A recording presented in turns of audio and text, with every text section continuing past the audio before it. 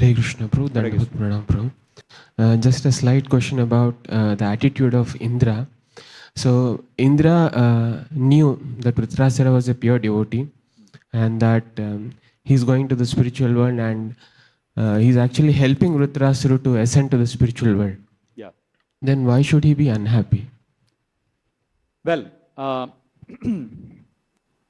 you have to understand that you and I can also go back to Godhead if we are surrendered to Krishna and we are chanting Krishna's holy name at the time of death, right? So, I want to help you go back to Godhead.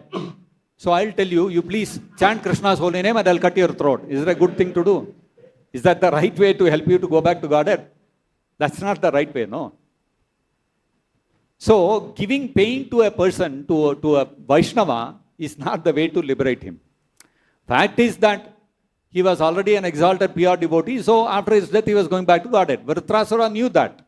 And so that is why Vritra was very keen to fight with Indra, because he knew that Vishnu has already stated that Vajra is going to kill me. Enough, over, finished.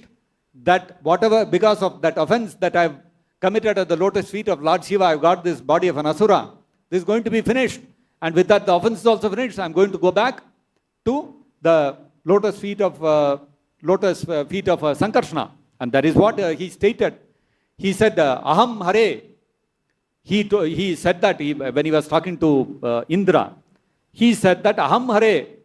That, Lord Hari, I want to be Dasa Dasanu Daso Bhavitasmi Bhuyaha.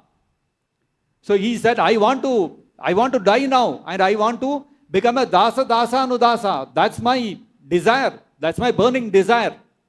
And so therefore, Indra, take up the Vajra and kill me. So when Indra heard these words that he wants to become Dasa Dasa Anudasa, this is the level of this devotee. He is greater devotee than me. How can I kill him? No, I cannot do this offense. So Indra was unwilling. He was reluctant. So when Vritra saw that Indra is unwilling to fight with him, he immediately attacked Indra so that he will be forced to defend himself.